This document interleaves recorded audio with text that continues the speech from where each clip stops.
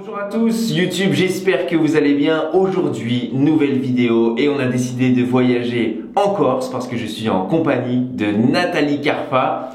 Nathalie, comment tu vas? Je vais super bien. En forme? En pleine forme, ouais. Super. Génial. En tout cas, merci d'avoir accepté cette interview de façon interposée. On se serait bien déplacé en Corse, tu vois, la petite grisaille parisienne. Parfois, on en a un petit peu marre. Oui, c'est vrai. On est bien ici. Comment tu te sens? Ben, je me sens bien, voilà. Et ouais, non, c'est super, tout va bien, nickel. Tout va bien, nickel. Oui. Ah, les amis, vous entendez ce petit accent? Ah bon? On l'entend? Il y a un petit accent, c'est cool. Eh ben, écoutez, je te laisse te présenter rapidement, Nathalie. D'où tu viens? Qui es-tu? Que fais-tu dans la vie? La parole est à toi. Ok, donc ben, moi c'est Nathalie, j'habite en Corse du Sud, voilà, donc avec mon accent.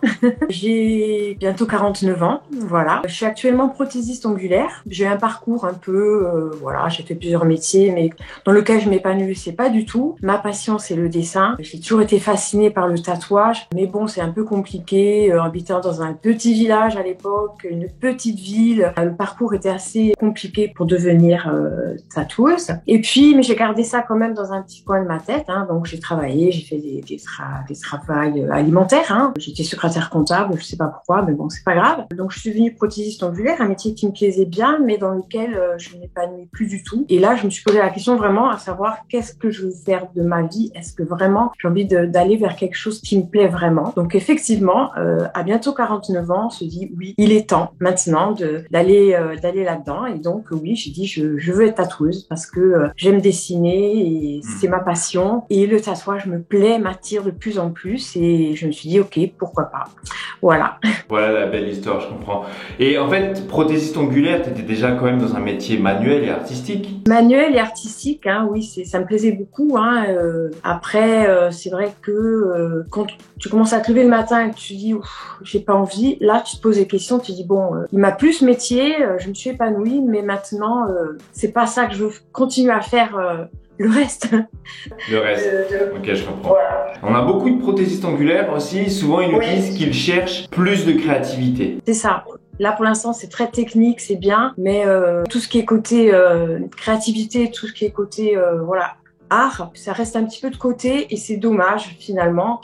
Donc c'est vrai que du coup, c'est bien, mes clientes sont contentes et tout, mais moi, je trouve plus trop de plaisir là-dedans en fait. Tu avais besoin de plus de surface pour t'exprimer? Complètement. Parce que les ongles, ça reste petit quand même, tu peux pas t'exprimer plus. Hein. On peut dessiner dessus, mais voilà, c'est restreint. Et puis bon, pas tout le monde veut des choses. Là maintenant, je passe mon temps à faire des French au bout d'un moment, ça me saoule. Ouais. Mais c'est vrai que voilà, ma passion c'est le dessin et le tatouage. J'ai toujours gardé ça un petit peu dans un coin de ma tête et me dire il faut que j'aille dans ce domaine-là qui me plaît beaucoup, hein, tout simplement. Et j'ai commencé à faire des démarches un petit peu sur Internet, hein, parce que l'apprentissage traditionnel, pour moi, ça me convenait pas du tout. Hein, c'était pas possible. Hein, donc, je me suis dit, bon, à l'heure du numérique, maintenant, peut-être que je vais trouver quelque chose. Bon, c'est un peu compliqué, hein, parce que voilà, je suis tombée sur pas mal de vidéos à droite à gauche, mais rien de très concret. Et un beau jour, je tombe sur la présentation de Jim et Kenny. Je me dis, ah, pourquoi pas? C'est intéressant. Et c'est vrai, donc après, ça s'est enchaîné. Hein. J'ai assisté à la conférence et puis on a pris rendez-vous téléphonique et voilà. Et je suis là. Et t'es dans l'aventure, ça fait quasiment 5 mois, je crois, maintenant. Oui, c'est ça. Et comment toi, tu es tombée dans l'univers du tatouage, Nathalie? Parce que j'aime le dessin déjà. Dans ma jeunesse, Internet n'existait pas, donc on avait des magazines et parfois je tombais sur des photos et je trouvais ça hallucinant qu'on puisse faire de telles choses sur de la peau humaine. Hein, et c'est vrai que petit à petit, oui, je me suis intéressée, c'est un peu naturellement en fait. Hein. Après, c'est vrai que ouais, dans ma jeunesse, on avait quoi? Un tatoueur en ville, donc il était même pas corse, il venait je sais pas d'où. Puis c'était pas très bien vu. Hein. Bon, voilà, moi je suis d'une génération où le tatouage c'était vraiment pour les mauvais garçons, hein. Alors, les femmes, n'en parlons pas, il fallait pas. Mais c'est vrai que maintenant on voit que c'est quand même complètement démocratisé et tout le monde, moi je vois dans ma clientèle prothésiste ongulaire, j'ai 80% de mes clientes qui sont tatouées, donc maintenant tout le monde se tatoue. Et je me dis c'est accessible finalement, et c'est le bon moment je pense pour lancer là-dedans, quoi, tout simplement. Et oui, c'est au-delà d'une mode, c'est déjà de l'art et oui, on peut raconter sa vie. Chaque tatouage représente un moment de sa vie. Je discutais justement avec une cliente qui est tatouée. Elle me dit chaque tatouage représente vraiment une émotion, un vécu, une expérience, et c'est très important. Et ça aussi, ce côté-là me plaît beaucoup parce que il y a un côté aussi un peu psychologique où on apporte quelque chose à quelqu'un qui des fois peut-être en souffrance et ça leur fait du bien. Et de savoir qu'on peut apporter ça et en même temps s'épanouir, c'est l'idéal, quoi, tout simplement. C'est vrai que on dit souvent que c'est la rencontre entre des valeurs artistiques et humaines. Et toi, tu sais, pour le tatouage, c'est hyper important de savoir aussi dessiner, tu vois. Comment toi, tu t'es formée en dessin, Nathalie? Toute seule. Mais j'ai toujours aimé dessiner et c'est vrai que à force de pratiquer, je m'achetais des petits bouquins, voilà. Après j'allais sur internet, je trouvais des tutos, voilà, pour trouver les techniques. Je suis quand même quelqu'un de assez autodidacte et j'aime bien aller chercher les informations et de suite les essayer. Donc au départ, c'est vrai que pour le tatouage, je me suis dit pourquoi pas faire ça, mais non. C'est trop technique, c'est trop complexe. Pour moi, on ne peut pas apprendre seul. On peut, mais il faut du temps, de la motivation, de l'énergie. C'est pas quelque chose que j'avais envie de me lancer dans. Le dessin, oui, ça m'a pris beaucoup de temps pour arriver à mon petit niveau, dirons-nous, mais par passion, sans vraiment d'objectif, juste parce que j'avais envie de progresser. Mais pour le tatouage, je veux être parfaite, quoi. Je veux pas avoir de lacunes, je veux être. Et c'est pour ça qu'il me fallait une vraie formation. Mais de toute façon, on le voit bien, quand tu sais finalement représenter quelque chose sur le papier, il y a déjà plus de fortes chances que tu arrives à représenter sur peau synthétique. Il n'y a pas de magie en vérité, il n'y a pas de magie. Oui, il y a des tatoueurs qui ne dessinent pas, il y a des tatoueurs qui savent que recopier. Mais si tu veux repartir d'une généralité, il faut quand même savoir dessiner et tout. Et nous, on observe aussi, c'est pour ça qu'on t'a demandé d'intervenir, c'est parce que ton niveau déjà en dessin, il était solide et là, il a encore augmenté. Et surtout, côté tatouage aussi, tu commences à faire tes premières peaux. Et comment tu t'entraînes depuis chez toi? Alors moi je travaille la journée, voilà. Donc le soir, je m'entraîne après manger, voilà. Je prends mes peaux. En général, j'essaie de faire les thèmes qu'on nous impose dans la semaine, j'essaie de les faire sur peau. Et oui, je m'entraîne tous les soirs. Je me couche des fois très tard. Le matin, c'est dur après. Mais quand on est motivé, quand on a la passion et qu'on a envie de progresser, on y va. Après, je revois les modules, hein, les cours, les modules, les vidéos. Je reprends tout pour quand il y a quelque chose où je bloque un petit peu. Après, je pose des questions et il y a toujours quelqu'un pour répondre. Donc oui, il faut de la motivation, de l'envie, hein, vraiment. Il faut vraiment se donner et puis ne pas avoir peur de poser des questions, même si elles sont bêtes. Hein. Quand on vient de zéro comme moi, il n'y a pas de questions bêtes puisqu'on est vierge de tout. Voilà, on ne sait pas. Donc, Je comprends. Est-ce que toi, du coup, Nathalie, tu habites en Corse là? Oui. Est-ce que tu avais fait des démarches peut-être pour aller chercher un apprentissage, une formation en Corse? Non. Non, pas du tout. Pas du tout parce que déjà, je sais que c'est très compliqué, notamment quand on est une femme, quand on n'a jamais tatoué, quand on a mon âge. Malheureusement, c'est un frein. Peut-être aussi le manque de confiance, la peur qu'on me dise non. Je pouvais pas quitter mon métier pour aller dans un salon et être apprentie. Ça, c'était pas possible. Mais j'ai déjà eu un contact avec une copine qui est tatoueuse. Je lui avais fait 2-3 petits dessins comme ça, des petits flashs, voilà. Mais c'était le seul contact. Mais on est habité un peu loin, donc ça pouvait pas trop.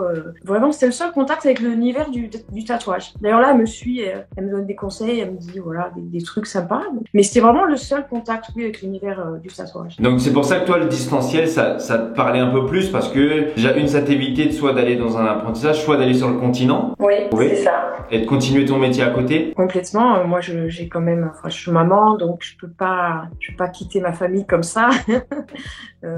Même si ma grande, maintenant, elle fait sa vie toute seule, mais voilà.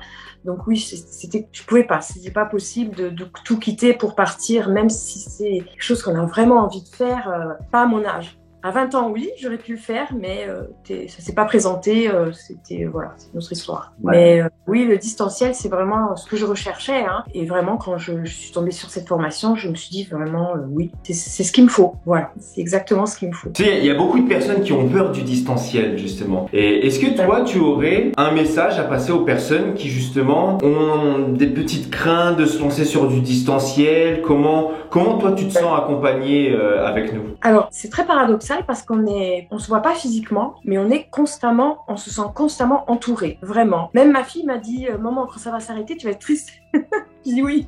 Mais c'est vrai qu'on est constamment entouré et il y a peut-être pas ce lien physique, mais le lien est là. On se sent vraiment faire partie d'une communauté et on est très à l'écoute. Et c'est vrai que au début, je connaissais pas du tout et j'étais agréablement surprise de voir que malgré qu'on se parle à écran, à interposé, il y a le contact. Le contact se fait et on est présent. Par exemple, hier, j'ai assisté à une vidéo où Kenny tatouait en direct et on lui posait des questions, tac, tac, tac, et il répondait. Donc, il n'y avait pas cette barrière. On avait vraiment l'impression d'être avec lui, voilà.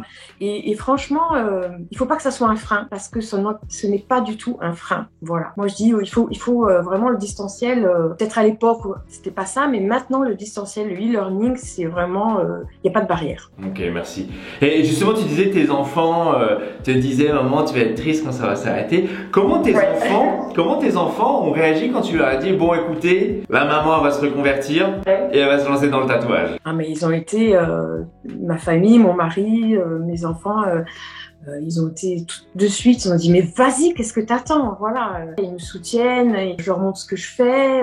Ma fille de 15 ans, elle attend que ça pour que je la tatoue. Bon, je lui dis t'es trop jeune pour l'instant. Mon mari aussi, hein, il attend que ça, donc tu vas me faire ça là, tu vas me faire ça là. Je vais se calmer déjà. Mais oui, ils me soutiennent complètement. Oui, ils sont à fond avec moi et c'est bien quoi. Donc. Mais c'est le plus important parce que ça reste quand même un choix de vie, ça reste un mode de vie aussi. Tu dessines, tu ne comptes pas tes heures aussi quand tu dois plancher sur un projet et quand on a qu'un, mais quand on a un toutes les heures, c'est encore différent.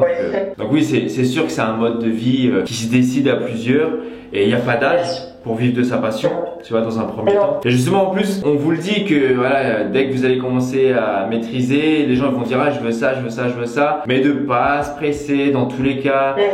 Choisissez le projet plutôt que les personnes à tatouer. Choisissez le projet qui vous intéresse. Dernière question, Nathalie, comment tu pourrais résumer en 3 mots la communauté Tatoueur 2.0? Alors, partage, solidarité et pédagogie. Pédagogie.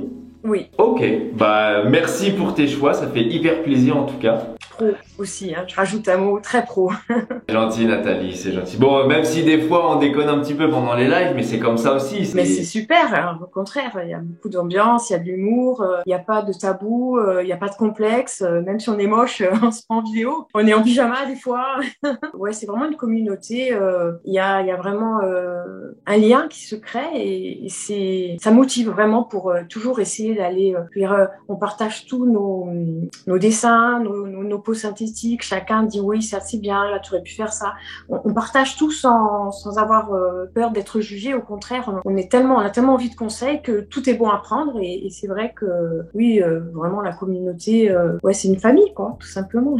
C'est vraiment ce qui ressort en premier quand même, la communauté chez nous. Oui, c'est la communauté, oui. Nathalie, je te remercie d'avoir accepté notre invitation. Les amis, voilà, c'était la vidéo avec Nathalie qui fait partie de la session 2 de Tattoo Fondation. Si vous avez la moindre question, n'hésitez pas à cliquer dans le bouton juste en bas. Et pareil, on s'appellera pour discuter de votre projet de devenir tatoueur. Le mot de la fin, Nathalie, c'est quoi? Moi, je dis foncez. N'hésitez pas, vous avez envie, allez-y. Moi, je regrette pas et j'ai hâte que ça continue. J'ai hâte de progresser. Ça avance tout doucement, mon projet. Et je suis contente vraiment d'être tombée sur cette formation, sur cette équipe. Et ouais, je suis ravie à 2000%, voilà. Eh ben Nathalie, t'inquiète pas, t'as encore je crois plus de 6 mois avec nous, donc on va pas te lâcher. Merci à toi Nathalie. Salut, ciao ciao.